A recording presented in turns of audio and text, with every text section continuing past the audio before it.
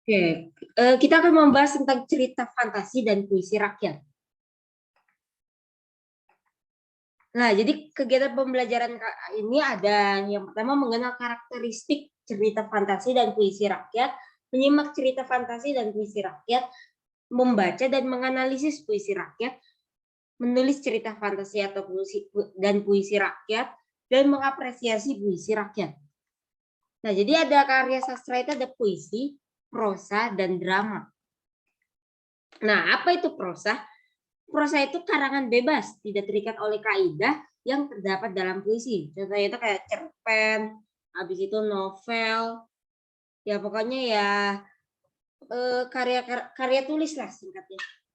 Kayak cerpen, terus esai, yang kita itu kan ada project tuh di kelas 7 itu membuat majalah. Nah, itu yang kita masukin ke dalam majalah itu ya prosa, kayak esai, cerpen, dan sebagainya. Nah, terus narasi. Nah, aku bahas dulu ya. Nah, prosa dalam pengertian kesusastraan disebut fiksi, teks naratif atau wacana naratif. Istilah fiksi dalam pengertian ini berarti cerita rekaan atau cerita khayalan. Tokohnya ya nggak ada di dunia nyata. Nah, terus narasi. Narasi itu bisa diartikan kisah atau cerita atau deskripsi suatu kejadian atau peristiwa, kisahan, tema suatu karya seni menyajikan sebuah kejadian yang disusun berdasarkan urutan waktu. Terus teksnya menceritakan atau mengisahkan, bukan menjelaskan peristiwa atau kejadian secara detail dan kronologis ya. Dapat berupa fiksi maupun non fiksi, bertujuan untuk menghibur atau memberikan wawasan kepada pembacanya. Biasanya ditulis dalam bentuk novel, cerita pendek, biografi, dan lain-lain. Terus naratif ini, kalau tadi narasi, sekarang naratif. Bersifat narasi, bersifat menguraikan, menjelaskan, dan sebagainya. Naratif itu baru menjelaskan, dan sebagainya. Atau menguraikan. Terus kalau naratif itu prosa yang subjeknya merupakan suatu rangkaian kejadian. Nah, terus bentuk prosa fiksi, ada cerita pendek, legenda, novel, mite, fabel, dan sage. Nah, ini contoh cerita pendek. Nah, kisahan pendek kurang dari 10.000 kata yang memberikan kesan tunggal yang dominan, memusatkan diri pada satu tokoh dalam satu situasi pada suatu ketika. Jadi kalau cerita pendek itu menyelesaikan satu masalah aja, umpamanya masalah Benny yang terjebak di dunia isekai. Nah, itu nanti ceritanya itu ya bertujuan itu tentang Benny yang terjebak di dunia isekai. Nah, ceritanya itu ya cuma menjelaskan bagaimana cara Benny keluar dari dunia isekai. Di situ setelah Benny keluar dari awal pertama Benny masuk ke dunia isekai, terus pas kejebak di dunia isekai berusaha untuk keluar, habis itu keluar. Nah, habis keluar itu kayak Benny bersyukur dan merasa bahagia karena masih bisa hidup di dunia nyata. Ia merasa bersyukur karena hidup di dunia nyata lebih menyenangkan dibanding dunia isekai. Contoh. Nah, itu udah selesai. Itu cerita pendek selesai. Komplement novel mungkin bisa ditambahin lagi tuh. Setelah Benny keluar dari dunia isekai, perusahaan pemerintah mengecek Benny dan membawanya ke kemana gitu untuk dicek Benny dan menjelaskan bagaimana isi dunia isekai. Terus ya berkelanjutan lah kalau novel itu kayak model ya cerita yang berkelanjutan kayak manga, anime. Nah, itu manga itu ceritanya itu kan berkelanjutan, satu masalah selesai nanti ada masalah baru lagi. Nah, itu baru novel. Kalau cerita pendek cukup menyelesaikan satu masalah. Oke, aku lanjutkan. Terus mite. Mite yaitu cerita yang mempunyai latar belakang sejarah, dipercaya oleh masyarakat sebagai cerita yang benar-benar terjadi, dianggap suci, banyak mengandung hal-hal yang ajaib, dan umumnya ditokohi oleh dewa. Contoh mite itu kayak hantu-hantuan, terus yang itu apa bukan Tangkuban Perahu. Iya sih, pokoknya yang hantu-hantu itu masuknya ke mite. Nah, habis itu fabel. Cerita yang menggambarkan watak dan budi manusia yang pelakunya diperankan oleh binatang berisi pendidikan moral dan budi pekerti. Itu fabel ini apa fabel tradisional atau fabel lawas atau apa sih itu? Fabel klasik. Nah, kalau umpama fabel modern itu hewan itu mungkin kayak udah pakai apa namanya teknologi. Habis itu ceritanya itu bukan tentang pendidikan moral atau budi pekerti doang, tapi mungkin aja ceritanya itu menjelaskan tentang petualangan dan sebagainya. Itu masuknya fabel modern. Umpama fabel klasik itu hanya menjelaskan hewannya itu masih alam lah. Jadi kayak umpamanya kisah ayam dan kucing yang hidup di hutan atau ayam dan kelinci, keluarga ayam dan kelinci di hutan. Terus menjelaskan tentang pendidikan moral dan budi pekerti. Umpamanya fabel modern dia itu nggak cuma itu doang, tapi kayak ada cerita petualangannya, umpamanya Paddle Pop melawan Master Shadow atau siapa itu ya, dulu aku soalnya nonton Paddle Pop ya. Abis iya itu sih. Jadi fabel itu dibagi dua, yaitu fabel modern dan fabel klasik. Nah, habis itu legenda, cerita rakyat yang pada zaman dahulu yang ada hubungannya dengan peristiwa sejarah, contohnya Sangkuriang, pokoknya yang menjelaskan tempat lah. Terus ada sage. Sage adalah cerita lama yang berhubungan dengan sejarah, menceritakan keberanian, kepahlawanan, kesaktian, dan keajaiban seseorang. Contohnya itu Mahabharata. Mahabharata itu bukan masuknya ke mite, tapi masuknya ke sage. Habis itu novel. Karangan prosa yang panjang mengandung rangkaian cerita kehidupan seseorang dan orang di sekelilingnya dengan menunjukkan watak dan sifat setiap pelakunya. Ini ada contohnya. Kalau novel itu berkelanjutan dan cerita itu nggak cuma menjelaskan tentang latar umpamanya latar hidup siapa, cuman mungkin aja tentang menjelaskan latar hidup orang yang lain dan sebagainya. Nah ini contohnya Pangeran Diponegoro. Nah ini masuknya itu ke dalam sage yang berhubungan dengan sejarah yang menceritakan keberanian, kepahlawanan dan kesaktian. Terus ini kisah candi bukan Prambanan, Borobudur bukan, iya Prambanan. Kalau mama kalian tahu yang membuat 1000 candi demi ayam, nah ini kalau nggak salah ada ya meme-nya. Nah ini dia itu masuknya itu ke dalam mite. Cerita yang mempunyai latar sejarah dipercaya oleh masyarakat sebagai cerita yang benar-benar terjadi dianggap suci, banyak mengandung hal-hal yang ajaib, umumnya ditokoi oleh dewa. Raja-raja. Nah ini masuknya itu ke dalam mite juga. Kalau mama aku salah mohon dikoreksi. Terus ini masuknya ke fabel, cerita kancil. Ini babi hutan, ini juga mungkin kisah babi hutan, kisah hidup babi hutan. Nah ini masuknya ke fabel. Oke, aku lanjutkan ke kita bahas dulu unsur intrinsik. Nah, unsur teks narasi. Jadi unsur teks intrinsik teks narasi itu ada tema, alur, latar, tokoh, amanat, sudut pandangan, pengisahan. Tema, gagasan yang mendasari cerita atau ide pokok cerita. Nanti kita bahas juga ya soal di ILABS. Itu aku ingat banget tuh ulangan itu aku gak teliti. Gara-gara apa ya? Kurang konsentrasi lah. Nah, tema dapat dibedakan menjadi dua, yaitu tema niatan dan tema muatan. Kalau tema niatan yang dimaksudkan oleh pengarang sebagai penulis cerita. Kalau tema muatan adalah tema yang ditafsirkan oleh pembaca. Jadinya ya gimana ya? Aku agak bingung sih. Kalau tema niatan itu kayak cerita-cerita sekarang lah. Kalau umpama tema muatan itu kayak cerita dulu-dulu itu kayak cerita gimana ya? Aku kurang paham sih maksudnya gimana. Pokoknya ya bisa dibilang begitulah. Jadi kalau tema niatan itu pengarangnya itu sebagai penulis cerita. Gimana ya? Aku nggak paham sih. Maksudnya kayak gimana? Mungkin kalau umpama tema niatan itu kayak cerita umpamanya cerita cerpen yang dibuat oleh siapa, kalau umpamanya tema muatan mungkin kayak fabel klasik yang tidak diketahui penciptanya itu siapa. Cuman aku nggak tahu, jadi ya aku cuman memaparkan saja. Jadi tema niatan itu tema yang dimaksudkan oleh pengarang sebagai penulis cerita. Kalau umpamanya tema muatan, yaitu tema muatan adalah tema yang ditafsirkan oleh pembaca. Terus ada alur, jalan cerita atau jalinan peristiwa dalam cerita. Nah, terus alur maju disebut juga alur progresif, yaitu alur yang menampilkan peristiwa demi peristiwa secara kronologis sesuai dengan urutan semestinya. Contohnya nih A, B, C, D. Jadi ya majulah alurnya itu.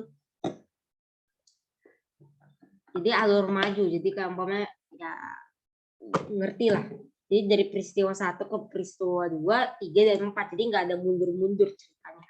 Terus ada alur mundur, flashback, disebut juga dengan alur regresif. Dalam alur mundur menampilkan peristiwa yang terjadi di masa sekarang. Kemudian cerita dikembalikan dengan menampilkan peristiwa yang terjadi pada masa lalu. Jadi umpamanya D1 AB, umpamanya nih awal cerita itu menjelaskan tentang kehidupan, umpamanya kayak apa ya, menjelaskan lah tentang kehidupan, umpamanya kehidupan Udin. Terus dia itu kembali tuh ke masa sekarang, dia bangun, habis itu bekerja, habis itu ketika itu dia mungkin bertemu dengan seseorang perempuan yang ternyata merupakan mungkin ini aku ambil referensinya dari Kimi no Na wa. Cuman aku atur lagi ceritanya. Terus bertemu dengan seseorang yang mirip yang ia temui saat bertukar tubuh dengan siapa aku lupa. Nah, terus mungkin flashback lagi tuh ke masa lalu. Nah, habis itu baru tuh setelah flashback, habis itu kembali lagi tuh ceritanya langsung Kimi no namanya wah gitulah, mungkin begitu. Jadi ya alur mundur itu ada flashbacknya lah, disebut juga alur regresif. Jadi alur mundur yang menampilkan peristiwa yang di masa sekarang, kemudian cerita dikembalikan dengan menampilkan peristiwa yang terjadi di masa lalu. Terus ada alur campuran, adalah alur yang diawali dengan menampilkan bagian klimaks, kemudian peristiwa dibalikkan dengan melihat masa lampau dan dilanjutkan sampai masa penyelesaian. Jadi kalau menurutku itu kayak ini loh, apa namanya, Tokyo Revenger. Nah, Takemichi Miike. Nah itu, kalau menurutku itu. Terus ada Kazutora. Nah itu mungkin masuknya ke ini alur campuran. Jadi kan pertama itu kan diceritakan tuh, kok mikir lagi Takemichi itu nonton TV gitu. Terus ngelihat orang yang disukai itu kecelakaan yang berawal dari geng gitu. Habis itu dia kecelakaan juga, jatuh dari rel kereta, habis itu ke masa lalu, mungkin begitu. Habis itu flashback tuh ke cerita dia itu ya pas masih jadi geng lah, habis itu ya begitu. Jadinya ya ceritanya agak pusing. Nah ini juga bisa alur campuran ini digunakan di cerita detektif. Nah aku lanjutkan, latar. Latar itu tempat dan waktu kejadian serta suasana dalam cerita.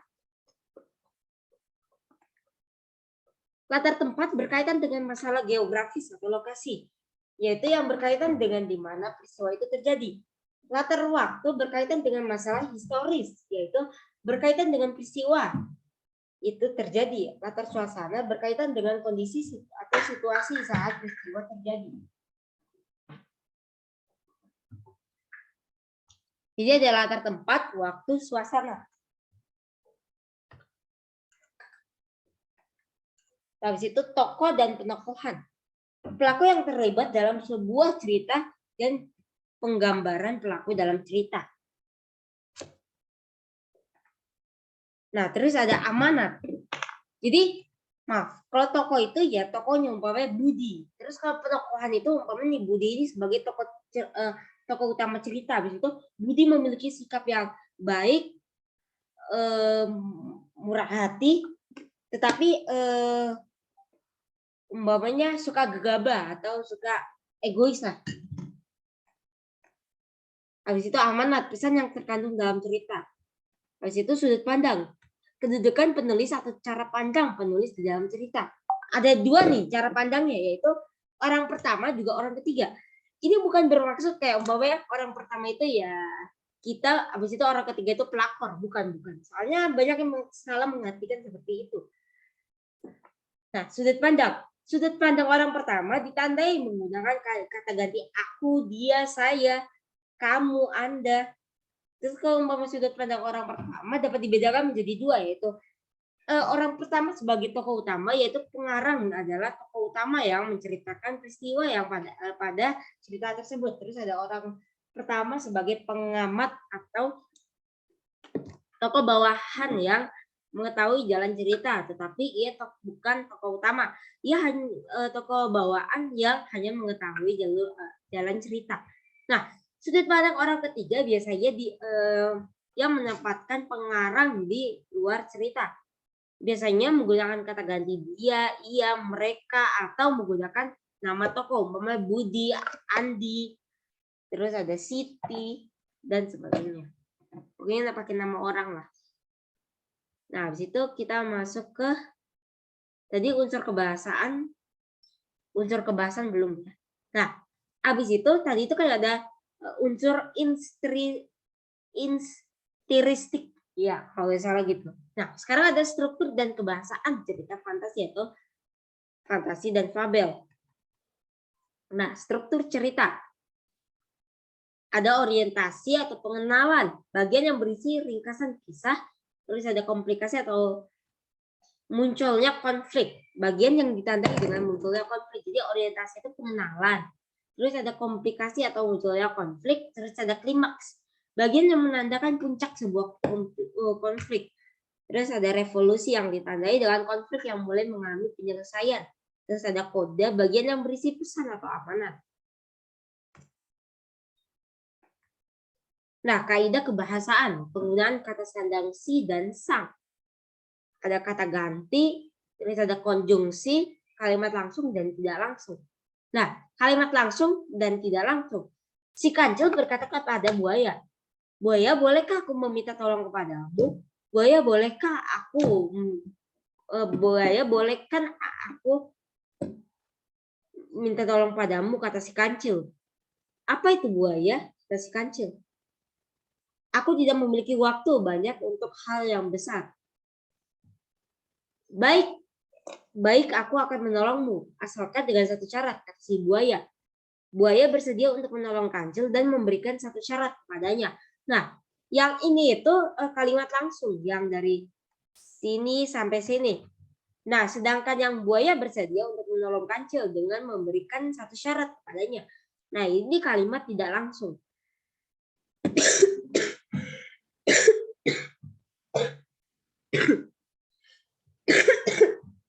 Jadi singkatnya itu, kalimat langsung itu kalimat yang ada tanda kutipnya, jadi kayak ada dialognya lah. Sedangkan kalau kalimat tidak langsung itu nggak ada dialognya. Terus kata sandang si dan sang. Sang kodok merompat tak tahu arah karena sudah tertangkap basah mencuri di rumah Rajukutan. Hati sang pemilik rumah iba melihat Ibnu dan keluarganya belum bisa membayar kontrakan. Si Komar sedang mengepel lantai di rumah. Si Kancil anak nakal, suka mencuri mentimun kalau. Nah, bertobatlah karena Tuhan itu sang maha pengampun. Ladang timun Pak Tani sering dicuri si Kancil. Nah, jadi sang dan si itu biasanya itu digunakan kalau sang itu yang lebih tinggi lah predikatnya. Kayak contohnya di sang ketua OSIS, Kak Zeta. Nah, itu contoh. Kalau umpamanya nih, si Antares suka makan, contoh itu. Itu apa ya? Posisi itu biasanya itu buat yang predikatnya inilah di bawah dari sang, atau predikat itu yang di bawah. Kalau umpamanya pakai sang itu predikat itu yang di atas. Si itu biasanya itu digunakan kalau umpamanya nih, si Benny selalu bermain bersama si Udin. Nah, itu contohnya itu si itu biasanya itu buat temen, habis itu toko-toko yang gak terlalu tinggi lah, boleh Kancil. Terus kalau sang kodok itu mungkin apa ya, udah kayak udah ahli lah dalam mencuri kayaknya. Terus hati sang pemilik rumah kan yang punya rumah gitu.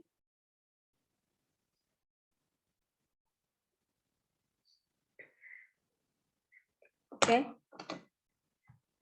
Jadi si dan sang itu ada beda ya.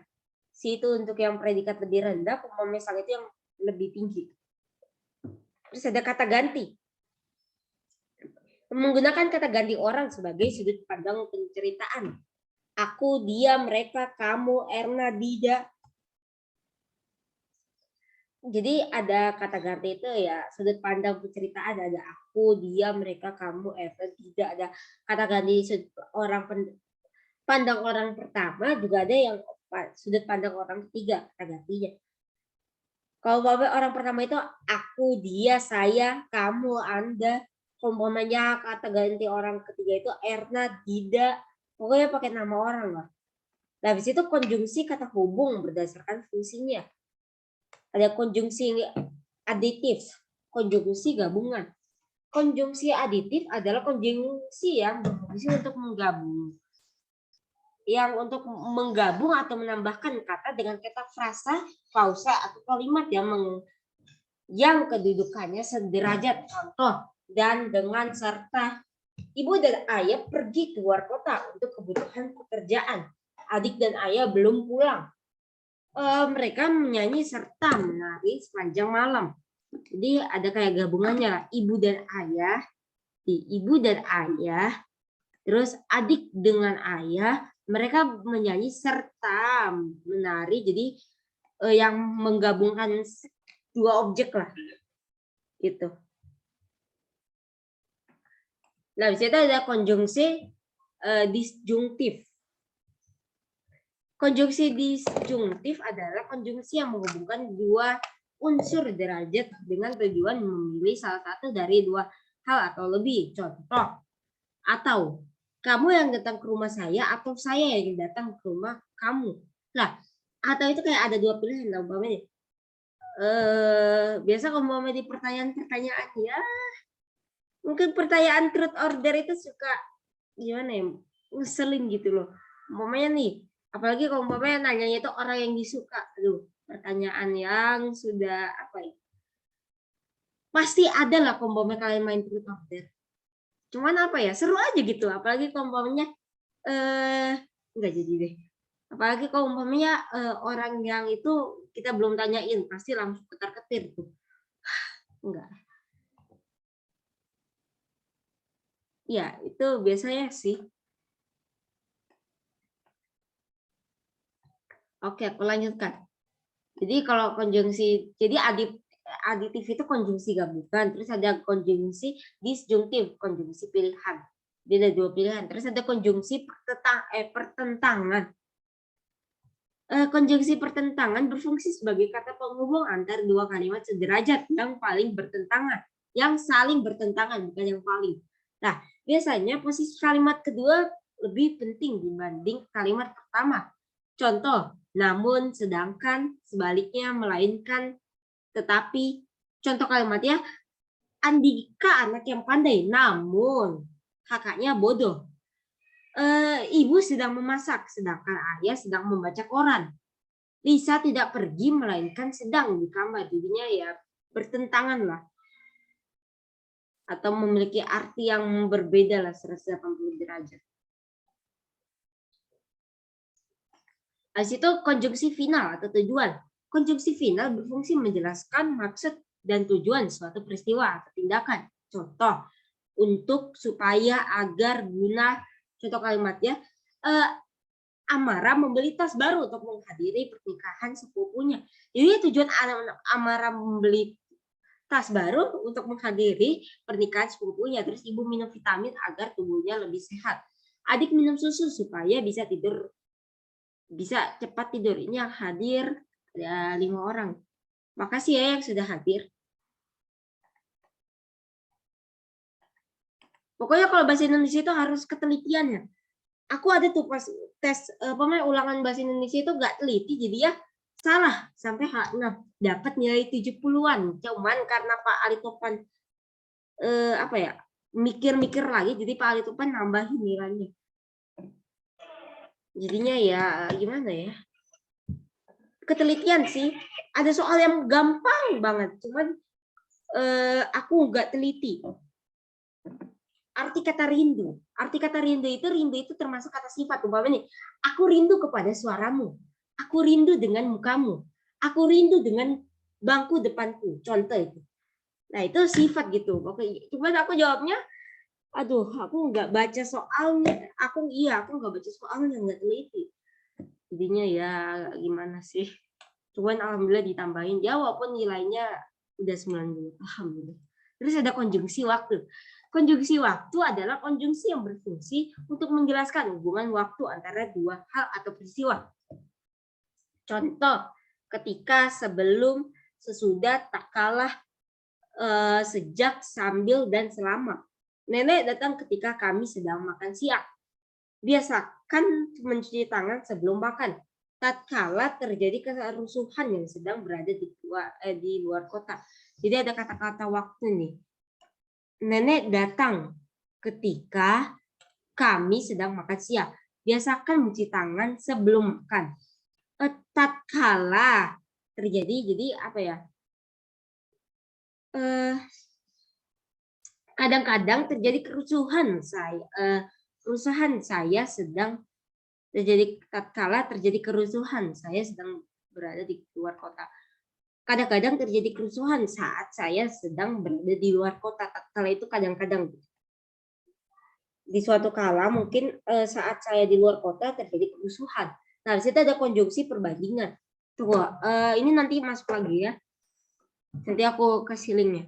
Nah, di situ konjungsi perbandingan merupakan konjungsi yang berfungsi untuk membandingkan dua hal tertentu. Contoh, sebagai, seakan-akan, umpama, ibarat, bak, bagaikan. Contoh kalimat, sebagai anak laki-laki, dia memiliki jiwa tanggung jawab yang tinggi. Umpama ibunya masih ada, dia pasti lebih bahagia. Jadi ada perbandingannya. Sebagai anak laki-laki, dia memiliki jiwa tanggung jawab yang tinggi. Ini ada kata-kata sebagai, terus umpama ibunya masih hidup, dia pasti lebih bahagia. Bagaikan pinang dibelah dua, wajah kakak dan adik itu mirip. Jadi ada perbandingan itu, ada sebagai, umpama, dan bagaikan. Terus konjungsi akibat. Konjungsi konsekutif berfungsi atau akibat berfungsi untuk menjelaskan akibat dari terjadinya suatu peristiwa atau kejadian tertentu. Contoh, sehingga, sampai, akibatnya. Contoh kalimat, Tika jarang gosok gigi. Akibatnya giginya sakit. Nisa sering nonton televisi jarak dekat. Sehingga matanya kini minus. Di situ konjungsi syarat. Konjungsi syarat berfungsi untuk menghubungkan dua unsur yang mempunyai hubungan syarat di dalamnya. Contoh, jika, apabila, jika, kalau, bila, mana, asal. Contoh kalimatnya, kalau saja hari ini aku tidak sakit, aku pasti bisa mengikuti OSN. Bila ibu pulang detik ini juga, aku akan langsung berhambur memeluknya. Jadi kalau syarat itu ya ada syaratnya loh. Umpamanya nih, dia kalau nggak sakit, pasti dia bisa ikut OSN. Umpamanya ibunya pulang detik ini, aku pasti langsung berhambur memeluknya. Jadi ada kayak konsekuensinya lah. Umpamanya dia nggak sakit, pasti dia bisa ikut OSN. Umpamanya ibunya pulang detik ini, pasti dia bisa langsung memeluknya. Terus konjungsi penegas. Konjungsi penegas merupakan konjungsi yang berfungsi untuk menegaskan atau meringkas suatu bagian kalimat yang sebelumnya telah disebut. Contoh, bahkan, jangankan, malah, apalagi. Misalnya, dinasihati baik-baik, bukannya berterima kasih, malah dia memusuhi kita. Jadi ini ya, kayak diulang lagi lah. Dinasihati baik-baik, bukannya berterima kasih, malah dia memusuhi kita. Jadi ditegaskan kembali lagi. Dia udah dinasihati baik-baik, tapi dia bukannya terima kasih, tapi dia malah musuhi kita. Memusuhi kita. Di situ konjungsi kasual. Konjungsi kausalitas berfungsi untuk menjelaskan penyebab suatu peristiwa atau kejadian tertentu. Contoh, sebab, karena. Contoh kalimatnya, ini tidak masuk sekolah karena sakit. Banyak petani yang mengeluh sebab harga pupuk semakin mahal. Terus ada konjungsi urutan. Macam-macam konjungsi selanjutnya adalah konjungsi urutan. Konjungsi urutan berfungsi untuk menyatakan urutan suatu hal dalam kalimat. Contoh, mula-mula, lalu, kemudian, selanjutnya, setelah itu. Contoh kalimat, panaskan dulu minyaknya, setelah panas, baru kemudian masukkan bumbu-bumbunya. Ini biasa di kalimat ini, teks prosedur. Habis itu kita hampir ke Bandung terlebih dahulu, baru kita ke Lembang. Jadi kita mampir ke Bandung terlebih dahulu, baru kita ke Lembang. Kita mampir dulu ke Bandung terlebih dahulu, lalu baru kita ke Lembang. Nah, itu konjungsi urutan. Terus ada konjungsi pembatasan. Konjungsi pembatasan berfungsi untuk menyatakan pembatasan terhadap suatu hal. Contoh, kecuali, asal, selain. Contoh kalimatnya, peserta rapat menyetujui usulan yang ketua asal. Keinginan mereka juga dipenuhi. Selain petugas perpustakaan, yang lain dilarang masuk. Jadi ada kata-kata kayak dilarang, habis itu asal. Jadi ada konsekuensinya lah.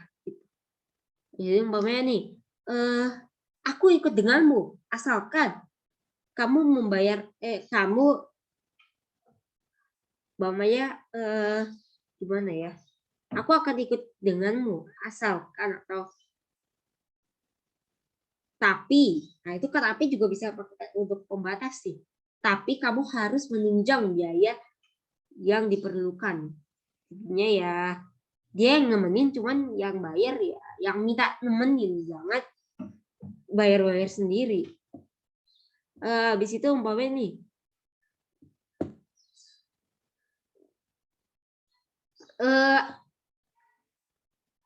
alat yang bahan yang bisa digunakan yaitu umpamanya garam. Umpamanya untuk membuat kue adalah garam, gula, tepung terigu, kecuali pasir. Aku bingung sih kalau umpamanya pakai kecuali. Cuman ini udah ada contoh-contohnya ya. Oke, kita habis ini ke puisi rakyat. Tapi sebelumnya, karena waktunya sudah mau habis, jadinya